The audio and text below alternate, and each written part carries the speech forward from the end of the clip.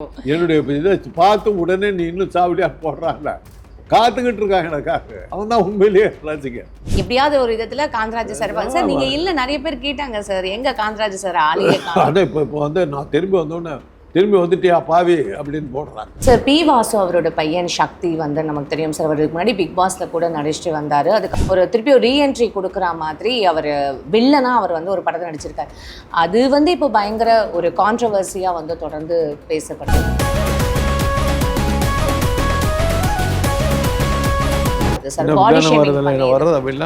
என்ன தப்பு? அது பாடி ஷேமிங் பண்ணிட்டு இருக்காங்க சார். இப்ப எப்படி இருந்தாரு படத்துக்கு தகுந்த மாதிரி உடம்ப இது பண்ணிருப்பாரு. சரிதான் ஒரு நடிகை இருந்தாங்க, ஒரு ஏதோ ஜூலியோ என்னமோ ஒரு படத்துல அவங்க ஆமா சார் குண்டா வர வேண்டியிருந்தது. ஆமா சார். அதுக்காக உடம்ப பெருத்தாக்கிக்கிட்டு வந்தாங்க.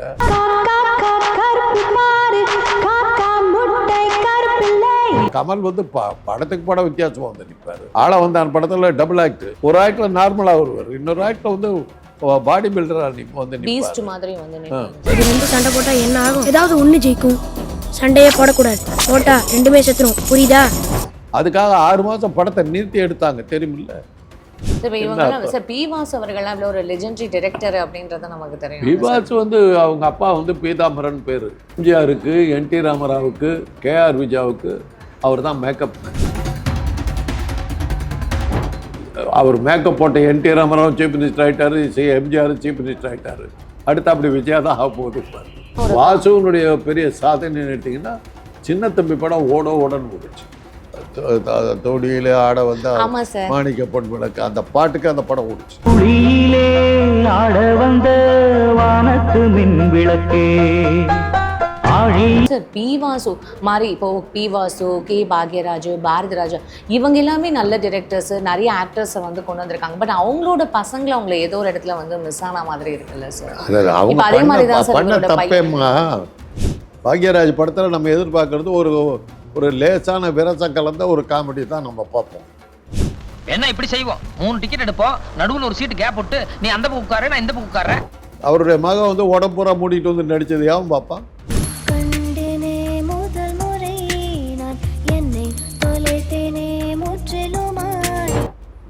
எக்ஸ்ப்ளாய்ட்டும் பண்ணக்கூடாது, நீ மற்ற நடிகையெல்லாம் உரிச்சு போடுவேன், உன் மகளை உரிச்சு போடக்கூடாதுன்னா எப்படி?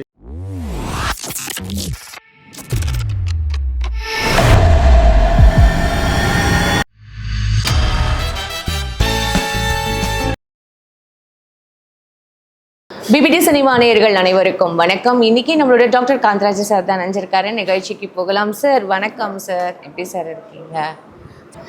சார் பி வாசு அவரோட பையன் சக்தி வந்து நமக்கு தெரியும் சார். அவருக்கு முன்னாடி பிக் பாஸ்ல கூட நடிச்சுட்டு வந்தார். அதுக்கப்புறம் அவரும் என்ன ட்ரிங்க் பண்ணிட்டு ரோட்ல தண்ணீரை மறந்து இருந்தது சமூக வலைதளத்தில் ரொம்ப பரவலாக பேசப்படுது. அதுக்கப்புறம் ஈ காட் டிவோர்ஸ். அதுக்கப்புறம் இப்போ என்ன அப்படின்னா ஒரு திருப்பி ஒரு ரீஎன்ட்ரி கொடுக்குற மாதிரி அவர் வில்லனா அவர் வந்து ஒரு படத்தை நடிச்சிருக்காரு.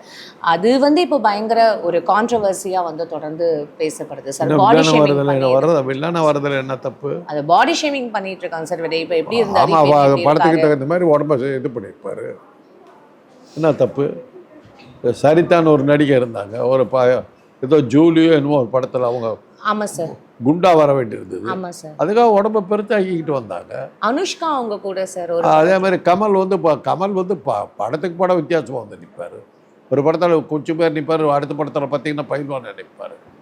ஆளை வந்து அந்த படத்துல டபுள் ஆக்ட், ஒரு ஆக்ட்ல நார்மலா வருவார், இன்னொரு ஆக்ட்ல வந்து பாடி பில்டரா வந்து பீஸ்ட் மாதிரி வந்து. அதுக்காக 6 மாசம் படத்தை நிறுத்தி எடுத்தாங்க, தெரியுமில்ல? அதெல்லாம் வந்து சினிமாக்காக உயிரை கொடுக்குறோம் அப்படின்னு சொல்கிறது. இப்போ பிரச்சனை என்னன்னா, படத்தை எடுக்க போகிறேன், இது எங்கே ரிலீஸ் பண்ண போகிறேன், யார் பார்க்க போகிறாங்கிறது தான் கேள்வி. அவ்வளோதான் கேள்வி. சினிமா தான் இல்லையே, இன்னும் சினிமா எடுக்கிறேன்னு சொல்லிட்டு இருந்தா. சார் பி வாசு அவர்கள் ஒரு லெஜெண்டரி டைரக்டர் அப்படின்றது நமக்கு தெரியும். பி வாசு வந்து அவங்க அப்பா வந்து பீதாம்பரன் பேர். எம்ஜிஆருக்கு, என் டி ராமராவுக்கு, KR விஜயாவுக்கு அவர் தான் மேக்கப் மேன். அது KR விஜயா அவங்க அவருடைய ஹஸ்பண்ட் அவங்க வேலாயுத நாயர் ரொம்ப எங்களுக்கு ரொம்ப வேண்டப்பட்டவர். அவர் தான் சொல்லுவார், அவர் மேக்கப் போட்ட N T Rama Rao chief minister ஆகிட்டாரு, எம்ஜிஆர் சீஃப் மினிஸ்டர் ஆகிட்டாரு. அடுத்து அப்படி விஜயா தான் ஆக போகுது. அவருக்கு கேரளாக்காரரு, அது அந்த இதில் பாப்புலரு. அதில் இவர் பி வாசு வந்து முதல்ல டைரக்டர் ஸ்ரீதர்கிட்ட அசிஸ்டண்ட்டாக இருந்தார். கல்யாண பரிசு, காதலிக்கு நேரமில் அந்த அந்த டைமில் ஒரு சின்ன பையன். அது கொஞ்சம் சீனியர் ஆன போது அவர்கிட்ட அசிஸ்டண்ட்டாக இருந்தாங்க. அவரும் சந்தான பாரதி 2 பேரும் சேர்ந்து அப்போ தான் கங்கை அமரன் வந்து ஒரு படம் எடுக்கும்போது பன்னீர் புஷ்பங்கள்னு ஒரு படம் எடுத்து அந்த படத்துக்கு பாரதியும் வாசுவும் ஒன்றா சேர்ந்து டைரக்ட் பண்ணாங்க. இயக்குனர்னு போட்டு பாரதி வாசன் போட்டு அறிமுகம் ஆனாங்க. அந்த படம் ஒரு அளவுக்கு ஓடிச்சு. அதுக்கப்புறம் பண்ணிக்கிட்டு இருந்தாங்க. அதுக்கப்புறம் பிரிஞ்சுட்டாங்க. பிரிஞ்சுட்டு சந்தான பாரதி தான் குணாவுக்கெல்லாம் டைரக்ஷன். இது அபூர்வ சகோதரர்கள், மைக்கேல் மதன காமராஜன், இது போன்ற படங்களுக்கெல்லாம் அவர் வந்து கமலுக்கு அசிஸ்டண்ட்டாக இருந்து டைரக்டர். ஆமாம் சார், அந்த படத்தில் கூட நடிச்சிருப்பாரு. அந்த படத்தில் காட்சியிலையும் வர்றாரு. வாசு வந்து நடிகராக வரல, பட் ஒரு நல்ல படம் ஒன்று இசை சம்பந்தமான ஒரு படத்தில் பயங்கரமான வில்லனாக வந்து நடிப்பார். அதுவும் இருந்தது. அதுக்கப்புறம் காணாம போயிட்டார். எல்லாரும் போல அவங்களும் காணாம. பி வாசுனா ஒரு வாசுனுடைய பெரிய சாதனை எடுத்தீங்கன்னா சின்ன தம்பி படம் ஓடன்னு போடுச்சு. அதில் அந்த ஒரு சந்திரமுகி சார். சந்திரமுகி அதுக்கப்புறம் இப்போ சின்ன தம்பி படம் வந்து சின்ன தம்பி வந்து சந்திரமுகியோட ரெக்கார்டு வச்சு அந்த ஒரு பாட்டுக்கே ஓடிச்சது. என்னமோ தோடியில் ஆட வந்த மாணிக்க பொன் விளக்கு அந்த பாட்டுக்கு அந்த படம் ஓடிச்சு. அது சூப்பர் ஹிட் அவருக்கு. அதுக்கப்புறம் சந்திரமுகி சார் பி வாசு மாதிரி இப்போ பி வாசு, கே பாக்யராஜ், பாரதிராஜா இவங்க எல்லாமே நல்ல டிரெக்டர்ஸ், நிறைய ஆக்டர்ஸை வந்து கொண்டு வந்திருக்காங்க. பட் அவங்களோட பசங்களை அவங்கள ஏதோ ஒரு இடத்துல வந்து மிஸ் ஆன மாதிரி இருக்குல்ல சார். அவங்க பண்ண தப்பேம்மா. அவங்க பசங்களை வச்சுட்டு அவங்களே டைரக்ட் பண்ணாங்க. உங்களுக்கு தான் பிள்ளைய வந்து அசிங்கமாக காட்டிடக்கூடாது, அழகாக காட்டணும், ஆபாசமாக காட்டிடக்கூடாதுங்கிறதுக்காக நீங்கள் ரொம்ப ஜாக்கிரதையாக படம் எடுத்தீங்க. அதனால் உங்களுடைய பாணி படங்களே வரல. பாக்யராஜ் பசங்க ஏன் ஃபெயிலியர் ஆனாங்க? பாக்யராஜ் படத்தில் நம்ம எதிர்பார்க்குறது ஒரு லேசான விரசம் கலந்த ஒரு காமெடி தான் நம்ம பார்ப்போம். செக்ஸ் அதில் நம்ம எதிர்பார்ப்போம். தான் பசங்க வந்து அந்த மாதிரி வந்துடக்கூடாதுன்னு சொல்லி ரொம்ப கேர்ஃபுல்லாக எடுத்தார். யார் பாப்பா? அவருடைய மகன் வந்து உடம்புறா மூடிட்டு வந்து நடித்தது யாவும் பாப்பா? உங்கள் பாணியே இல்லையே அதில். நீ எடுத்துருக்கக்கூடாது. வேற ஒரு டைரக்டரை விட்டு எடுத்துருக்கணும். எக்ஸ்ப்ளாய்ட் பண்ணுறது நீ தாங்கிக்கிட்டு இருக்கணும். எக்ஸ்ப்ளாய்ட்டும் பண்ணக்கூடாது. நீ மற்ற நடிகையெல்லாம் உரிச்சு போடுவேன், உன் மகளை உரிச்சு போடக்கூடாதுன்னா எப்படி? அப்போ அவங்க இப்போ இந்த எல்லா டேரக்டர்ஸுமே வந்து அது மிஸ் ஆனதுக்கான ஒரு காரணம் இதுதான். இல்லைம்மா, அவருடைய ஸ்டைலுன்னு ஒரு இருக்குதுமா. அந்த ஸ்டைல் இல்லைன்னா அந்த ரசிகம் பார்க்க மாட்டான். ஆங்கிலத்தில் வந்து ஆல்ஃபிரட் ஹிட்ச்காக் இருக்கார். அவர் வந்து த்ரில்லர் எதிர்த்தங்கள் தான், துப்புரையும் கதையை தான் எடுப்பார். அவர் போய் குடும்ப கதையை எடுத்தால் யார் பாப்பா? ஜானரே மாறிடுது இல்லை அது ஹிட்ச்காக் ராங் மேன் ஒரு படம் வந்ததுமா. Hitchcock comes to normal life அப்படின்னு போட்டாங்க. அவனாட்டமே இருக்கிற ஒருத்தன் வந்து ஒரு பேங்க்கில் கொள்ளடிச்சிருவான். அசம்பில் பார்த்தா இவன் அது மாதிரி இருப்பான். குடும்பத்தை நடத்திக்கிட்டு இருப்பான். அவனை இப்படி தான் தொந்தரவு பண்ணுவாங்கன்னு கிடையாது. கடைசியில் தான் பார்த்தாக்கா போலீஸை ஷூட் பண்ணி கொண்டு வந்து பார்த்தாக்கா அவனாட்டமே அவன் இருந்திருக்காங்க. அவன் தான் ரியல் கல்பிரிட்டி. அவன் வந்து அப்பாவை வந்து துன்புறுத்துறது. படம் சரியாக போகலை. ராங் மேன் படத்து பேர். ஹிட்ச்காக் பாணியில் இல்லை அது படம். அது சில பேரெல்லாம் இப்போ பிராண்டட். அதை நீங்கள் மாற்ற முடியாது. மாற்றினா நிற்காது. இப்போ எம்ஜிஆர் வந்து சபாஷ் மாப்பிள்ளைன்னு ஒரு படம் எடுத்தார். கேள்வி கூட பட்டிருக்க மாட்டீங்க. ஆமாம் சார். சபாஷ் மீனா எடுத்தவங்களே தான் எடுத்தாங்க சபாஷ் மாப்பிள்ளைன்னு. காமெடின்னா அப்படிப்பட்ட காமெடி அந்த படத்தில் குலதெய்வ ராஜபால இவரும் படம் முழுக்க கோமாளிகளாக வந்து அட்டகாசம் பண்ணுவாங்க. படம் முழுக்க ஒரு ஷோ ஓடல. குமுதத்தில் வந்த விமர்சனம் என்ன தெரியுங்களா? எம்ஜிஆர் வந்து எம்ஜிஆராக இல்லாமல் அந்த பாத்திரமாக மாறி நடித்து நமக்கு ஒரு புதுமுகம் கிடைச்சிருக்காருன்னு போட்டாங்க. சார் இப்போ நீங்கள் சொல்கிற ஓகே, டேரக்டர்ஸோட படம் அவரோட பாணியில் இல்லை, அதனால் அவரோட பசங்களோட படம் ஓடலன்னு. But at the same time நடிகர்கள் அவங்களோட வாரிசு இப்போ எடுத்துக்கிட்டிங்கன்னா கார்த்திக் ஆகட்டும் சரி, முரளி அவர்கள், அப்புறம் வந்து நிறைய நடிகர்கள், பிரபு அவர்கள், இப்போ இந்த மாதிரி இவங்களோட படத்தோட இவங்களோட நடிகர்களோட வாரிசோட படங்கள் எதுவுமே ஓடலையே சார் ஆக்டர்ஸ்? நீங்கள் முதல்ல என் பையங்கிறதுக்காக நீங்கள் உள்ளே நுழைச்சிட முடியாது. அவனுக்கு லட்சணம் இருக்குது தான், அவன் சரியாக இருக்கு. ரெண்டாவது அந்த கம்பேரிசன் வரும், அப்போ மாதிரி இல்லையான்னு. அதுலேயே இதுவாக இருக்கு, அதுலேயே ஒரு அடி விழுவும். உங்களுக்கு பிரச்சனையே அதுதான், உள்ள நுழையிறதுக்கு அதுதான் வழி, நாசமாக போகிறதுக்கு அதுதான் காரணம். இதுலேருந்து தப்பிச்சு வந்தவங்க அப்படின்றதெல்லாம் அது அப்போ பிரபு வந்தார், ஓரளவுக்கு இதுவானார். அது மாதிரி சார் ரொம்ப ரேர். சார் ரஜினி அவர்லேருந்து கமல் அவர்லேருந்து ரஜினி பசங்களை கொண்டு வரல, ஒரு ரஜினி பசங்கள்லாம் அதுங்க வேற மாதிரி போயிட்டாங்க. ரஜினி பையன் இல்லை. கமலுடைய மக வந்து நல்லா தான் வந்தது, ஸ்ருதிஹாசன் சக்ஸஸ்ஃபுல்லாக தான் வந்தது. கமலுடைய பொண்ணு தான் கொஞ்சம் கௌரவமானாக்கா ஒரு சொல்லிக்கிற மாதிரி பேரோட இருந்த ஒரே நடிகை அது அந்த பொண்ணு தான். மற்றவங்க யாருமே எந்த ஆக்ட்ரஸ், எந்த நடிகருடைய பையன் ராதா அவங்களோட பொண்ணால, ராதாலாம் ஒரு எம்ஆர் ராதா அவனுடைய குடும்பம் தான்மா அதில் சக்ஸஸ் ஆனவங்க. எம்ஆர் ராதா, எம்ஆர்ஆர் வாசு, ராதா ரவி, ராதிகா, வாசு விக்ரம், நிரோஷா, இவ்வளோ பேரும் அவ்வளோ பேரும் சக்ஸஸ் ஆனாங்க, அவ்வளோ பேரும் சக்ஸஸ். ஓகே. இப்போ நம்பியாருடைய பசங்கள்லாம் அவ்வளோ நல்லா இருப்பாங்க.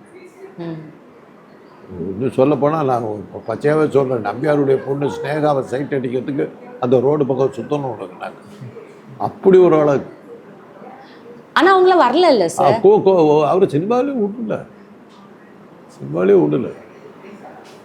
சார் நாகேஷ் அவர் எவ்வளோ பெரிய ஒரு லெஜெண்டரி ஆர்டிஸ்ட். அதே தான் ஜெய்சங்கர், அவருடைய son Vijay Shankar is a doctor இல்லை சார். ஒரு பையன் டாக்டர், ஒரு பையன் என்ஜினியர். பொண்ணு படித்தது கல்யாணம் பண்ணிட்டார், கூப்பிட்டு வருவார் வீட்டுக்கு. பீச்சுக்கு வந்தாருன்னா அப்படியே வீட்டுக்கு வருவார். 3 பசங்களையும் ஏற்றிட்டு காரில் போய் ஏற்றிக்கிட்டு. அப்போ நாங்கள் சாந்தமில் இருந்தோம், எங்கள் அண்ணன் மந்திரியாக இருந்த டைம். வருவார், வந்து அரட்டை அடிச்சுட்டு போவார். அப்போ தான் கேட்பேன், என்ன செய்ய, ஏய் இந்த கூத்து என்னோட ஓவர், என் குடும்பத்தை சேர்ந்த நாய்க்கு பேய் கூட சினிமா பக்கம் வராதுன்ட்டு அப்படின்ற ஒரு இது. சார் நாகேஷோட பையன் ஆனந்த் பாபு அவங்கெல்லாம் கூட, நாகேஷுடைய ஆனந்த் பாபு தாம்மா அவங்களுக்கு அசிங்கமாக இருப்பான். மற்ற 2 பசங்களும் சூப்பர் ஹீரோ மாதிரி இருப்பானுங்க.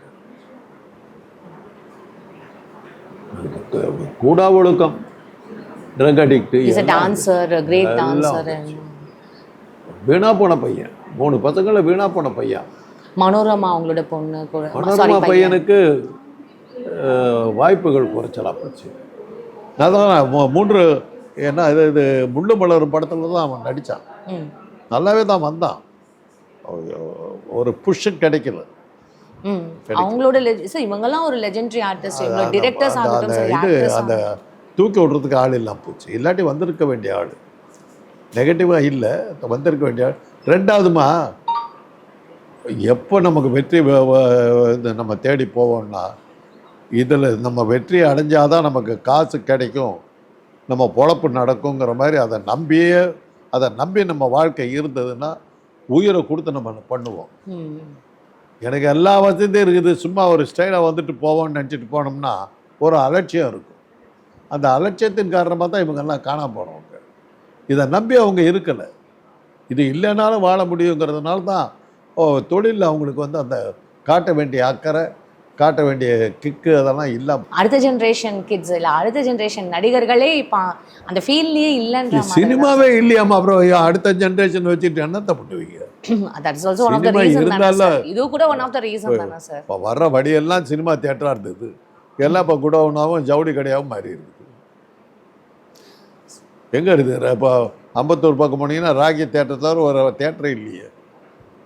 எத்தனை தேட்டர் இருக்குது சார்? ஃபைனலாக குஷ்பு அவங்கள பற்றி நீங்கள் ரீசெண்டாக ஒரு விஷயம் கூட ஷேர் பண்ணியிருக்கீங்க, அவங்கள பற்றி என்ன சார் உங்களுக்கு? குஷ்பு எங்கள் காலத்தில் ஒரு இன்றியமையாத நடிகையாக இருந்தாங்க. அந்த அளவுக்கு பாப்புலரான வருஷம் 16 படத்தில் அவங்க பிரமாதமாக பண்ணியிருந்தாங்க. அதுக்கப்புறம் தான் ஜோதிகா வந்தார். அதுக்கப்புறம் தான் ஜோதிகா. குஷ்புக்கு அப்புறம் தான் ஆனால் இன்றைக்கும் நான் சொல்கிறேன், இப்போவும் நான் சொல்கிறேன், சாவித்திரிக்கு பிறகு ஒரு மிகச்சிறந்த நடிகை தமிழ் படகுலத்துக்கு வந்தாங்கன்னா அது ஜோதிகா தான். ஜோதிகாவா சார்? இவரை குஷ்பு சொன்னீங்களே சார். குஷ்பு வந்து கவர்ச்சியாக இருந்தாங்க. குஷ்புனுடைய இது வேறு, கவர்ச்சி, நடிப்புக்கு நடிப்பு அப்படின்னு எடுத்தீங்கன்னா நான் இப்போ சேலஞ்சு பண்ணுவேன். யாரு? ஜோதிகா அளவுக்கு யாரும் வர முடியாது. குஷி படம் இருக்கட்டும், மொழி படம் இருக்கட்டும், அந்த படங்கள்லாம் என்ன மாதிரி ஆக்டிங். ஆனா அவங்கள ஓவர் ஆக்டிங் அப்படின்னு சொல்லிட்டு பயங்கரமா டீஸ் அது பண்ணுவாங்க. நீங்கள் என்ன வேணாலும் சொல்லிங்க, அதை பற்றி எனக்கு அக்கறை இல்லை. அது தெனாலி படம் என்ன மாதிரி ஆக்டிங். சந்திரமுகி படத்தில் ரஜினியை காணாம அடிச்சுட்டு போயிட்டாங்க. படத்தினுடைய வெற்றி விழாவில் வந்தாக்கா எல்லாம் ஜோதிகாவை பற்றி பேசுவாங்கன்னு சொல்லி ஜோதிகா வர விடாமல் தடுத்து விட்டாங்க. யாரு? சந்திரமுகி வெற்றி விழாவில் ரஜினி அவரா சார்? ரஜினியை மாத்திரம் தான் கூப்பிட்டாங்க. வடிவேலையும் கூப்பிடல, ஜோதிகாவையும் கூப்பிடல. படம் ஓடினது அவங்க 2 பேத்துக்காக. அது அப்புறம் ரஜினியே பேசுகிறாரு, அவங்க தானே வந்திருக்கணும், அவங்க ஏன் கூப்பிடல அப்படின்னு சொன்னாக்கா, எல்லாத்தையும் விட நான் செஞ்ச வேட்டையன் காட்சி பிரமாதமாகிறதுன்னு சொல்லி சமாளித்தாங்க. வந்தால் எல்லாம் ஜோதிகா நடிப்பை பற்றி வடிவேலை பற்றி பேசிட்டு போடுவாங்கன்னு சொல்லி வர விடாமல் தடுத்தாங்க. Fine, okay. அப்போ நீங்கள் குஷ்பு வந்து எப்படி நீங்கள் வந்து இப்போ குஷ்பு வந்து அந்த காலத்தில் வந்து ஒரு கவர்ச்சி குடும்பப்பாங்கான ரோலுக்கு அவங்க தான் ரெண்டையுமே அவங்க ஈக்குவலாக பண்ணாங்க. அவங்களோட பொண்ணு கூட இப்போ கல்யாணம் நடந்திருக்கு, உங்களை இன்வைட் பண்ணலையா? நல்ல பொண்ணை பையன் அதெல்லாம் தெரியாது. குஷ்புவனுடைய கணவர் சுந்தர்சி, உள்ளத்தை அள்ளித்தா, அது போல் சில படங்கள்லாம் காமெடிக்கு சுந்தர்சி அடிச்சுக்கிறதுக்கு ஆள் கிடையாது. அதனால் அவரை எனக்கு ரொம்ப பிடிக்கும்.